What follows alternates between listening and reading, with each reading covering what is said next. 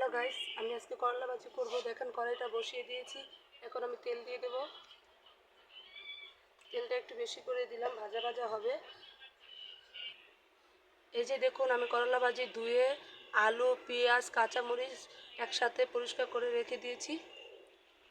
আগে দেখ কথা রেখে। এই যে আমি দিয়ে দিলাম তেলের ভিতরে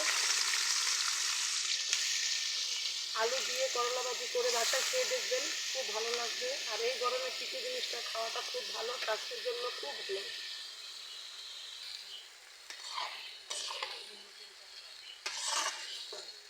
আমি একটু পরে লবণ দিয়ে দেব।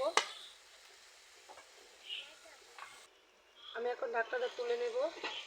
এই যে দেখুন, ঢাকা দেওয়াতে কি সুন্দর পানি উঠে গিয়েছে। আর একটু পরে লবণটা দেব। এখন একটু নেড়ে চেড়ে দিলাম।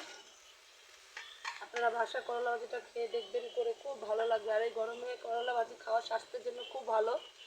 আমার তো আলু দিয়ে করলা ভাজি খুব ভালো লাগে।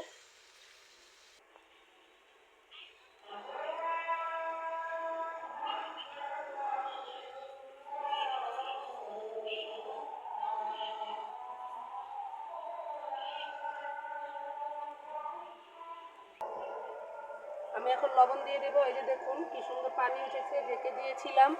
আমি একটুও কিন্তু পানি দেইনি, ঢেকে দেওয়াতে পানি উঠেছে।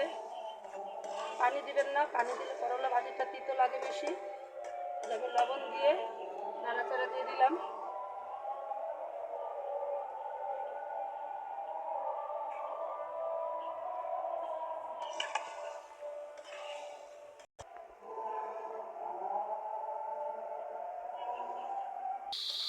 এই যে দেখুন, পানিগুলো শুকিয়ে গিয়েছে। আর যে পানি উঠেছিল এতে করলা আলু সিদ্ধ হয়ে গেছে।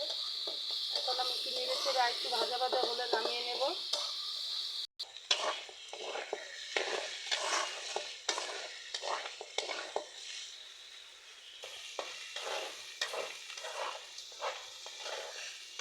এই যে দেখুন, ভাজা ভাজা হয়ে গেছে।